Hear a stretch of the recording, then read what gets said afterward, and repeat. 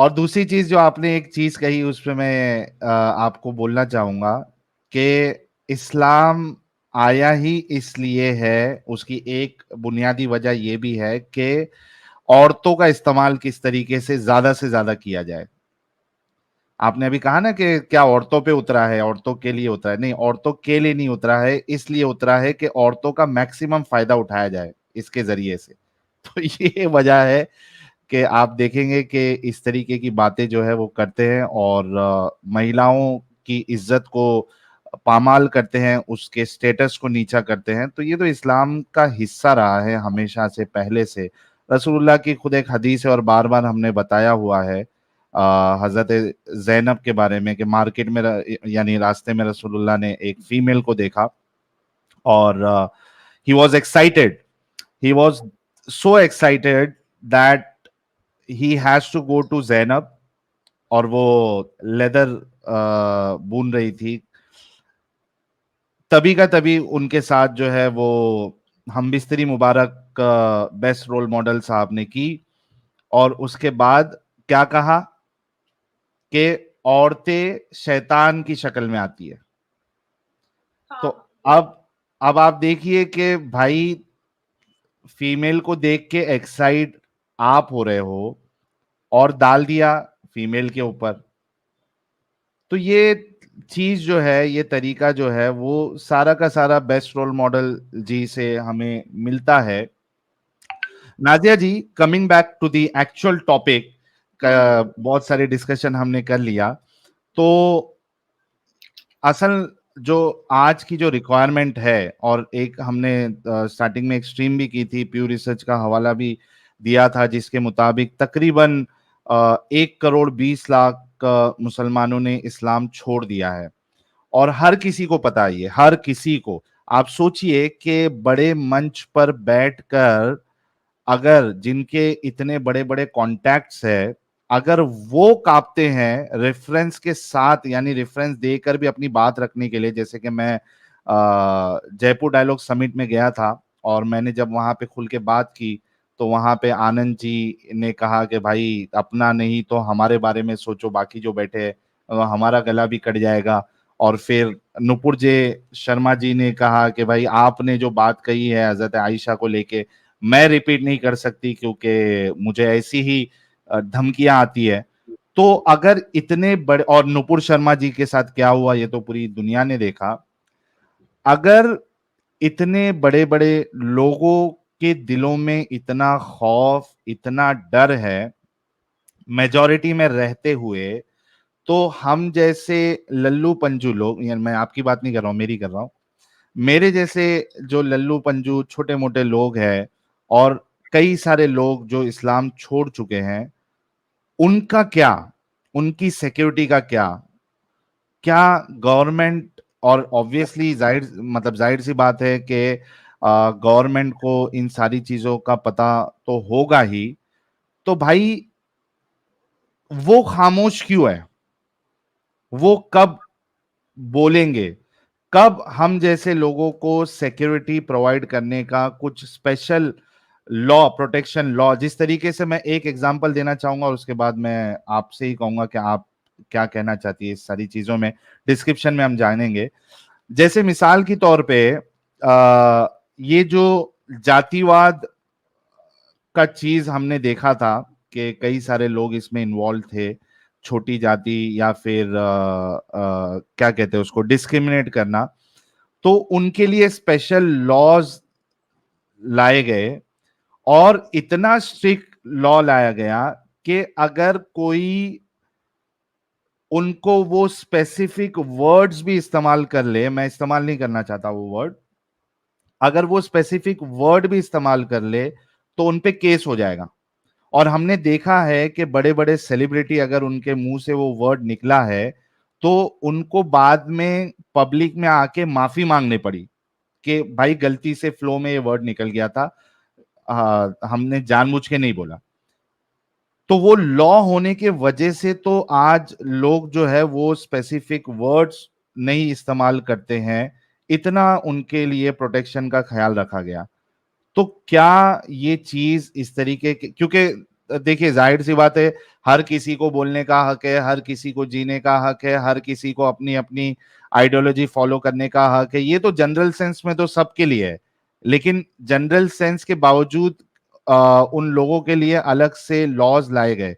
तो क्या आपको नहीं लगता कि जो एक्स मुस्लिम कम्युनिटी सामने आ रही है और खुल के अपनी बात रखना चाहती है, या एटलीस्ट कन्फेस करना चाहती है कि भाई हमने इस्लाम छोड़ दिया, उनके लिए क्या आपको नहीं लगता कि इस तरीके की लॉज की जरूरत है? कैसे क्या होगा, कौन बोलेगा, कब इस पे काम होगा, क्या कहना चाहती है आप? थोड़ा सा डिटेल में बताऊंगी। जी। सबसे पहले तो आपने उन लोगों की बात बताई है जो सनातन धर्म वाले हैं, पर अपनी बातों को रखने से पहले उनको सोचना पड़ता है कि हम भारत में रह करके भी अपने फ्रीडम ऑफ स्पीच को अच्छा, एक हम। मिनट देना नाजिया जी, सॉरी मैं आपको बीच में थोड़ा सा इंटरप्ट कर रहा हूँ। फरहीन फातिमा जी कह रही हैं तुम सब चूतिया हो। ये कुरान ने इनको बोला होगा, अनुमति दी होगी, परमिशन दिया होगा गालियां लेने के लिए, तो कुरान के फरहीन हिसाब फातिमा जी, अगर आप हम तो है चूतिया, आप अगर नहीं हैं तो आप वाकई में फिर स्पेशल लेडी होंगी, क्योंकि बाकी सारे तो है जो है वो यही है। तो इसके अलावा अगर आपको लगता है कि इस्लाम सच्चा है और वाकई में इस्लाम में महिलाओं की इज्जत है, आपकी इज्जत है, तो आप बताइएगा, मैं आपके लिए लिंक शेयर करूंगा, आप आके अपनी बात रख सकती है। Yes Nazia ji, please go ahead, I am really sorry. से इट्स ऑलराइट। मैं बोल रही थी कि 82.7% सनातनियों के मेजॉरिटी वाले भारत में अगर इन्हीं सनातनियों को अपनी बातों को और एक मजहब की किताब के हवाले से उसकी आयतें और सूरतों के नंबर को बताने के बाद भी अगर उनको ये डर सता रहा है, तो मुझे लगता है कि अगर गुस्ताखे रसूल की सजा हो सकती है तो अपमाने राम की भी सजा हो सकती है। अगर गुस्ताखे रसूल की सजा से सर तन जुदा हो सकता है, तो अपमाने राम की सजा सर धड़ से भी जुदा हो सकता है। बिल्कुल हो सकता है। एक तरफ भारत में 14% डरी हुई कौम रहती है, जिसका ठेकेदार मंच पर चिल्लाता है कि 15 मिनट के लिए पुलिस हटा दो, फिर दिखा देते हैं। तो ये डरी हुई कौम हुई कैसे? सबसे पहली बात। अब बात आती है कि क्या 82.7% सनातनी इस भारत में इस बात को मेरी आवाज के साथ मिलाने को तैयार हैं, तो मैं उनके लिए खड़े हो करके ये नारा लगाने को तैयार हूं कि अपमान राम की बस एक ही सजा, सर धड़ से जुदा। आप हम 76 साल से भारत में एक ही चीज सुन रहे हैं कि सनातन धर्म को डिफेम और मलाइंग फ्रीडम ऑफ स्पीच और फ्रीडम ऑफ एक्सप्रेशन के तहत किया जा सकता है। पर अगर एक खास समुदाय और मजहब की किताब की सच्चाई अगर सामने रख दी जा रही है, तो उनको, ऐसे लोगों को हर वो तरीके से डिफेम किया जाता है, थ्रेट किया जाता है कि वो आदमी घर पे छुपने पर मजबूर हो जाता है। तो मुझे लगता है कि अपने अपने हाथ की मेहंदी और अपने अपने हाथ की चूड़ियां तोड़ने का वक्त आया है, और ये 14% डरी हुई कौम को इस भारत के अंदर बताने का समय आ चुका है कि जब तुमने एक्सेप्ट किया ही है कि तुम डरी हुई कौम हो, तो डरा कैसे जाता है उसको बताना बहुत जरूरी है। ये बहुत जरूरी चीज है, क्योंकि जब देखिए, एक कट्टर के साथ आपको रहना है तो पत्थर बनना पड़ेगा, और कट्टर इस्लाम वाले के साथ रहना है तो कट्टर हिंदू बनना पड़ेगा। मैं एक्स मुस्लिम की अभी बात नहीं कर रही हूँ, आपने एक खास लेडी का नाम लिया है, मैं उसके बारे में बात कर रही हूँ, जी। या जो जयपुर डायलॉग्स वाले जिसने आपसे ये बात कही कि कम से कम हमारा तो ख्याल रख लो। तो मुझे ऐसा लगता है कि अगर इस राष्ट्र से हमें संविधान मानने वालों को ही चुनना है, तो हमें फिर डर और भय दिल से निकालना पड़ेगा। हमें ऐलानिया रोड पर यह कहने की हिम्मत पैदा करनी पड़ेगी कि इस भारत में रहने का उसी को हक है जो संविधान मानेगा। इस भारत में रहने का उसी को हक है जो यहाँ के भारत के प्रधानमंत्री को रिस्पेक्ट करेगा, बिल्कुल, और करना पड़ेगा। याकूब मेमन के जनाजे की नमाज पढ़ के भारत के मुसलमानों ने यह बताया है बार बार कि वो किसके पक्ष में खड़े हैं। अमेरिका ने जब ओसामा बिन लादेन को खत्म किया, तो 370 हटने से पहले कश्मीर में उसामा बिन लादेन के पक्ष में जनाजे की नमाज हुई, तो कश्मीरी मुसलमानों ने ये बात बताया था कि वो किसके पक्ष में। जब आफ्ताब ने श्रद्धा की बोटियां की थी तब मुसलमानों ने बताया था कि वो किसके पक्ष में है। तो अभी भी अगर यही सोचना है, मानवता के बारे में बात रखनी है, तो लो भैया, तब तो फिर आप 2 डेकेड आपने लड़ा राम मंदिर के लिए, 1 डेकेड आप लड़ रहे हो ज्ञानवापी के लिए। कल को कह देगा कि ये जो भारत है ये तो अरब का ही एक हिस्सा है, यही कह देगा, क्योंकि मौलाना मोहम्मद मदनी ने ये बात कहा है कि इस्लाम जो है वो भारत से स्टार्ट हुआ है। तो मैंने उनको जवाब दिया है कई बार कि जब भारत से स्टार्ट हुआ है तो फिर इतना खर्च कर करके लोग मक्का मदीना क्यों जाते हैं हज वज करने के लिए? फिर तो हमें यही कर लेना चाहिए, और हम किबला की तरफ मुंह करके नमाज क्यों पढ़ते हैं? तो फिर उनके पास कोई जवाब नहीं था। तो थोड़ा सा हम लोगों को अपफ्रंट आना पड़ेगा, बिल्कुल आना पड़ेगा। ये जो लोग कॉन्डम की बात करते हैं कैमरा के सामने, वो तो नहीं मुंह पे मास्क लगाते हैं, वो तो नहीं डरते हैं। मुफ्ती अपने नाम के आगे मुफ्ती लगाते हैं, जबकि कुरान तो कह रहा है कि भाई कोई इस्लामिक प्रीचर कैमरा के सामने नहीं आ सकता। और यही वजह है कि प्रॉफिट मोहम्मद सल्लल्लाहु अलैहि वसल्लम की कोई तस्वीर नहीं है, या किसी भी प्रॉफिट की कोई तस्वीर नहीं है। तो फिर ये मुफ्ती, ये कारी, ये गोलगप्पू मौलाना, ये रसगुल्ला मौलाना, ये पेटला मौलाना, ये लोग कैमरा के सामने अपने 4-4, 5-5 यूट्यूब चैनल बना करके बाप बड़ाना भैया मुसलमान मौलाना के लिए सबसे बड़ा रुपया, ये कैसे चलेगा भैया? ये कैसे चलेगा? आप अपनी मर्जी से इस्लाम को ट्विस्ट कर लेते हो, इस्लाम को टर्न कर लेते हो, फ्लेक्सिबल कर लेते हो, और खुद करते हो तो रासलीला होता है, और साहिल करता है तो कैरेक्टर ढीला हो जाता है। ये तो नहीं चलेगा। तो तोड़ तोड़ करके बताना पड़ेगा। दूसरी एक बात मैं साहिल आपसे और जरूर कहना चाहूंगी, मैं ये कहना चाहूंगी कि जब इस तरह की टिप्पणियां और गालियां कोई अगर महिला देती है आपके लाइफ पर, तो उसको आपको डेफिनेशन देने की जरूरत नहीं है, बिल्कुल जरूरत नहीं है उनको, बल्कि ये कहने की जरूरत है कि अल्लाह आपको हिदायत दे। और अगर आपको इस्लाम ने इस बात की अनुमति दी है, परमिशन दिया है या गाली गलौज करने का, तो फिर इतना छोटा सा चूतिया गाली क्यों दे रही हैं आप? फिर और गंदी गाली दीजिए ना, क्योंकि हमारे मुंह से तो माँ बहन की गालियां नहीं निकलती हैं, कम से कम ऑन दी कैमरा तो नहीं कर सकते हैं,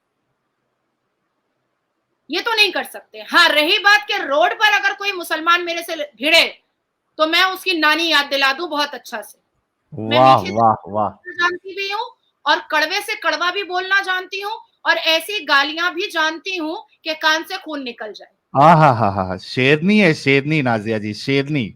वाह। तो ये सब जो लफंदर लोग जो डराते हैं सर तन से जुदा कर देंगे, बकरी समझ के रखा है क्या? जैसे मौलाना साजिद रशीदी बोलता है कि 12 साल में लड़की का निकाह नहीं होगा तो वो बकरी से सेक्स करवाएगी। भैया फीमेल फीमेल सेक्स करेगी कैसे? अब बकरी भी लेस्बो होने लगी है क्या? अच्छा, ऐसा स्टेटमेंट दिया था उसने? हाँ, बिल्कुल दिया था। अब आपने एक बात कही है हाँ। कि भारत में लगभग मैंने सर्वे किया है, 1 करोड़ से कुछ कम आंकड़े आ रहे हैं मेरे हाथ में जो एक्स मुस्लिम हो चुके हैं। और कई ऐसे लोगों को मैंने देखा है जो इस्लाम को लेकर के काफी, मतलब जैसे रूहानी मोहब्बत होती है, उनको रूहानी मोहब्बत थी, और उसके बाद धीरे धीरे जब वो डीप डाउन गए, डेप्थ में गए, तब उनको लगा कि भाई ये बहुत कंफ्यूजन फैला रहा है, कि एक पन्ने पे कह रहा है कि अगर किसी का खून करते हो तो पूरी इंसानियत का खून कहता है हो जाता है, और 5वें पन्ने पे कहा जा रहा है कि अगर कोई इस्लाम कबूल नहीं कर रहा है तो सर तन से जुदा कर दो। तो ये एक कंफ्यूजन फैलाने की बात है। अब ऐसे स्मार्ट चीजों पर, ऐसे अकल वाली चीजों पर अगर कोई कन्फ्रंटेशन करना चाहता है, अगर कोई कर रहा है, तो मुझे लगता है कि भारत के उन मुस्लिम समुदाय के धर्म के ठेकेदारों पर यह जिम्मेदारी बनती है कि वो हर एक प्रश्न का उत्तर वो सही हवाले के हिसाब से दे। मैंने कई बार साहिल आपको भी देखा है कि आप मेन स्ट्रीम मीडिया पर, आप नेशनल न्यूज पर बैठे हैं, और कभी भी आप पूरा जवाब नहीं पा पाते हैं। कोई तो क्विट कर जाता है, कोई तो गाली गलौज करना स्टार्ट कर भाग देता जाता है, है। कोई भाग जाता है, कोई इतना चीखने लगता है कि फिर बात ही समझ में नहीं आती है कि भाई हमने पूछा तो अलीफ था, ये बता रहा वाईजेड है। तो ये एक कंफ्यूजन क्रिएट होता है। तो मुझे ऐसा लगता है कि आपके इस प्लेटफॉर्म से मैं उन तमाम मुसलमान समाज के और specifically all India Muslim personal law board से मैं ये रिक्वेस्ट करती हूँ कि जो 1 करोड़ से थोड़े से कम बचे हुए जो एक्स मुस्लिम्स हैं, मैं सेमिनार जो है वो मैं ऑर्गेनाइज करती हूँ, और जितने भी all India Muslim personal law board के लोग हैं वो आए उस सेमिनार में, और इन लोगों को क्लियर करें कि इनकी सोच गलत है, ये गलत सोच रहे हैं, और कुरान के हवाले से क्लियर कर दें तो बात क्लियर हो जाएगी। लेकिन जितने भी प्लेटफॉर्म पे मैं बैठती हूँ, हालांकि मैं दूर दूर तक एक्स मुस्लिम नहीं हूँ, मैं मुसलमान हूँ, मुसलमान माँ की बेटी हूँ, और आज भी मैं 5 वक्त नमाज पढ़ती हूँ। वो चिटिंगबाज मुसलमानों की तरह नहीं हूँ कि 5 केजी मेकअप कर लिया, नेल बड़े बड़े चुड़ैल की तरह रख लिए और उसमें नेल पेंट लगा लिया और उसके बाद भी हम मुसलमान हैं और टीवी कैमरा पे भी बैठ गए 10 केजी मेकअप करके। मैं उन मुसलमानों में से नहीं हूँ। जो फराइज हैं वो मैं पूरे करती हूँ, लेकिन जो क्वेश्चंस हैं उसके तो आंसर मुझे चाहिए ना, वो तो मुझे चाहिए। उसके लिए तो मैं सर्वे करूंगी, उसके लिए मैं एक्सप्लोर करूंगी, उसके लिए मैंने कुरान के पन्नों को पढ़ लिया, सब कुछ कर लिया, जिन्ना का बनाया हुआ 1937 का शरिया लॉ पढ़ लिया, हदीसें पढ़ ली, असली हदीस पढ़ ली। कई बार मैंने आपसे भी साहिल मांगा है कि इस टॉपिक पर मुझे कुछ क्लियर करना है, जरा भेजिए आप, तो आपने भी भेजा है, और फिर कंफ्यूजन वहीं का वहीं रह जाता है। तो आखिर ये क्या ऐसी बात है कि जब कोई इस खास मजहब के बारे में बात करता है तो आप सर तन से जुदा की धमकी देते हो, लेकिन जब हम कन्फ्रंटेशन की भी बात करते हैं या कोई प्लेटफॉर्म भी हमें मिलता है कि आप बताओ ना, जैसे मैं टाइम्स नाउ पे मैंने पूछा था all India Muslim personal law board के ही एक मौलाना से कि आप कह रहे हैं कि लड़कियां आवारा हो जाती हैं अगर शादी सही वक्त पे नहीं हुई, तो वो सूरा नंबर मुझे बता दीजिए। वो नहीं बता पाए, वो नहीं बता पाए, और वो चीखता रह गया, चिल्लाता रह गया, मैं अपनी जगह पर स्टक हूं। मैंने कहा मुझे पहले सूरा नंबर जानना है, आप सूरा नंबर बताइए, उसके बाद ही ये डिबेट आगे बढ़ेगा, नहीं तो नहीं बढ़ेगा। आपको सूरा नंबर बोलना पड़ेगा, क्योंकि आप मिसलीड और मिसगाइड नेशनल न्यूज पर नहीं कर सकते, बिल्कुल नहीं कर सकते। एक तरफ मुफ्ती और कारी कॉन्डम की बात कर रहा है, एक तरफ मुफ्ती और कारी ये कह रहा है कि मैं अल्लाह को नजर नहीं दिखाऊंगा अगर मेरे मरने के बाद 4 औरतें बेवा ना हो जाएं। ये मुफ्ती तारिक मसूद कहता है। हाँ। एक तरफ मुफ्ती तारिक मसूद ये कहता है कि कुत्ता पालना हराम है इसलिए औरत पाल लो। मतलब तुम क्या कह रहे हो औरत को, तुम क्या कहना चाह रहे हो? सेल्फ आइडेंटिफिकेशन, सेल्फ रिस्पेक्ट वाली औरत, अपने आप पर प्राउड फील करने वाली औरत कभी भी ऐसी बदतमीजी एक्सेप्ट नहीं कर सकती है। और मैं एडुकेट औरत हूं, मैं कुत्ते से अपनी बराबरी होते हुए नहीं देख सकती हूँ, कभी भी नहीं देख सकती हूँ। तो डरने की जरूरत नहीं है, इतना किसी में ताकत नहीं है कि आकर के सर तन से जुदा कर देगा। मैं कहती हूं कि मैंने कभी भी रेप विक्टिमाइज्ड लड़कियों को मैंने कभी भी बोला है कि रोना मत, कभी मत रोना इनसाइड द कोर्ट रूम, क्योंकि तुम ज्यादा ताकतवर हो। जिसने रेप किया है उसने अपने पैंट को खुद उतारा है और तुम्हारा जबरदस्ती उतरवाया गया है। तो ये दोनों चीजों में फर्क महसूस करो। तुम बहादुर हो, वो पागल भी नहीं कहेंगे, वो बुजदिल है। जो इंसान खुद से अपना पैंट उतार रहा है वो बुजदिल हुआ, वो कुनजहन हुआ, वो अश्लील हुआ। तो रेप विक्टिमाइज्ड औरतों को मैं बहुत सिर माथा पे बैठाती हूँ, मैं ऐसे कंसेप्ट के साथ चलती हूँ। अब आती है बात कि आपने कहा कि एक्स मुस्लिम के प्रोटेक्शन के लिए क्या करना चाहिए या क्या सरकार सोच रही है। बहुत तकरीबन मेरी 9 से 8 मीटिंग मेरे सीनियर्स के साथ हुई है। हम 72 जूनियर और सीनियर मेरे फर्म में लोग काम करते हैं, खान लीगल सॉलिसिटर फर्म में, और 72 जूनियर और सीनियर्स को लेकर के ये डेटाज मैंने निकाले हैं, ठीक है। इस पर हम 2024 के जनवरी में हम लोग एक PIL सर्वोच्च न्यायपालिका में करने जा रहे हैं कि जो लोग अपनी मर्जी से, अपने विल से, अपने आप से इस्लाम को छोड़े हैं और उनको आज पर्दे में रहना पड़ रहा है, आज उनको मास्क पहन करके घूमना पड़ रहा है, आज उनको अपनी आइडेंटिफिकेशन छुपानी पड़ रही है। क्यों छुपानी पड़ रही है, किस लिए छुपानी पड़ रही है? अभी ये जो लड़की आई थी इसने गाली दिया, तो क्या इसने अपनी आइडेंटिफिकेशन छुपाई है? नहीं छुपाई है। ये तो बड़ा मजे में फोटो खिंचवाइए, कुछ खिंचवाइए, हालांकि इस्लाम में तो फोटो खिंचवाना जायज नहीं है। तो जो लोग एक अवेयरनेस का काम कर रहे हैं, एक सोशल एक्टिविस्ट का काम कर रहे हैं, लोगों को अवेयर कर रहे हैं, लोगों तक मैसेजेस पहुंचा रहे हैं, और ये बिल्कुल नहीं कह रहे हैं कि भाई मैंने छोड़ा है तुम भी छोड़ो, क्यों कहेंगे, बिल्कुल नहीं कहेंगे। और ये मैंने कभी साहिल आपके चैनल पर देखा भी नहीं है कि आपने किसी को फोर्स किया है। आपने नहीं। कहा है कि मैं तथ्य सामने रखूंगा, मर्जी आपकी है भैया।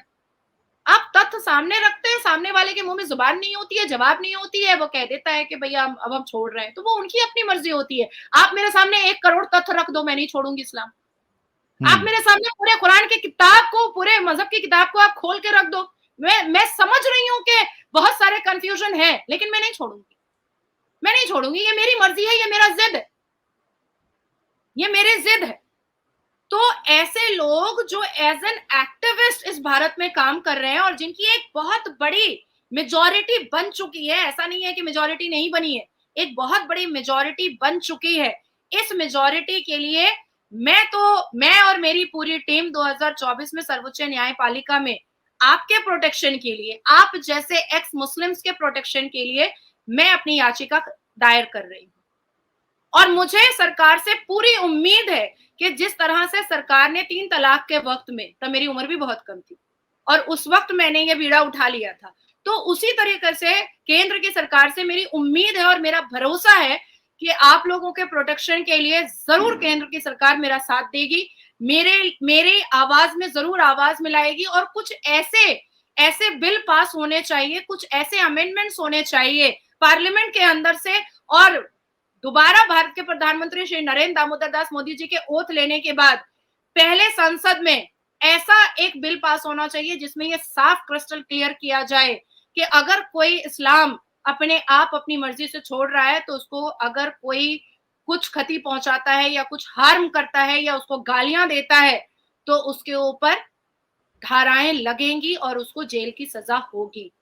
इसके लिए मैंने बेबी स्टेप लिया है, और मैं चाहती हूँ आप जैसे लोगों को कि आप मेरे मेरे मुझे सपोर्ट करें, आप लोग मुझे प्रोवोक करें, आप लोग मुझे मेरे साथ हाथ में हाथ मिलाकर चले। मैं नहीं कह रही हूँ कि मैं अकेले आगे आगे चलूंगी और आप पीछे पीछे चलो, नहीं, कहीं ऐसा ना हो मैं पीछे पलटू और सब गायब, तो वो नहीं होना चाहिए। मैं साथ साथ चलने की बात कर रही हूँ, हालांकि मैं हूँ बहुत जिद्दी, आई एम वेरी स्टबर्न, मैं बहुत जिद्दी बचपन से रही हूँ। अगर मैंने कुछ ठान लेती हूँ, मैं कुछ मैं अपने आप में सोच लेती हूँ, तो वो मैं करके रहती हूँ, आगे पीछे कोई रहे या ना रहे, क्योंकि मैंने ऐसे बहुत सारे काम किए हैं जिसमें मुझे लगा है कि पता नहीं मेरे साथ क्या हो। हालांकि मैं बता रही हूँ कि 2019 मेरे ऊपर एसिड अटैक भी हुआ है, और एसिड अटैक? हाँ, मेरे पास उसकी तस्वीर भी है, मेरे पास ये उसकी तो हमको नहीं पता थी ये चीजें। वाह। अच्छा, लेकिन मीनवाइल जब तक नाजिया जी बता रही हैं, जितने लोग देख रहे हैं, आप सभी लोगों से रिक्वेस्ट है कि इस स्ट्रीम को इसका लिंक अपने सारे सोशल मीडिया प्लेटफॉर्म में जहां जहां भी है स्टेटस में डालिए, आप पोस्ट करिए, ताकि और भी ज्यादा लोग जुड़ सके, क्योंकि बहुत इंपॉर्टेंट बातें नाजिया जी हमें बता रही हैं और ये लोगों तक पहुंचना बहुत जरूरी है। देखिए, नाजिया जी ने खुद से होकर, अच्छा मुझे ये पता नहीं था कि नाजिया जी ये बात बताने वाली है, और जब इनके पास डेटा ऑलरेडी, मेरी कल ही इनसे बात हुई है, राइट नाजिया जी? आज की हाँ, स्ट्रीम हमने कल बात की, आज शेड्यूल की, मुझे पता भी नहीं था that she has already gathered so much data. That means कि हमारे बोलने से पहले नाजिया जी ने इसकी जरूरत को समझी और इन्होंने ऑलरेडी काम स्टार्ट कर दिया है। So I am so proud of Nazia ji, and thank you so much. मेरे तरफ से, मेरी सारे व्यूअर्स की तरफ से, और जितने एक्स मुस्लिम्स है सबके तरफ से आपको बहुत बहुत शुक्रिया कि आप इतना बड़ा कदम ऑलरेडी आपने स्टार्ट कर दिया है इस पे काम करना। Thank you so much Nazia जी।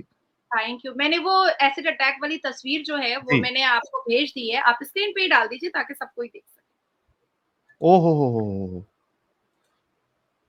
ये मैं अभी शेयर कर रहा हूँ, एक मिनट दीजिएगा।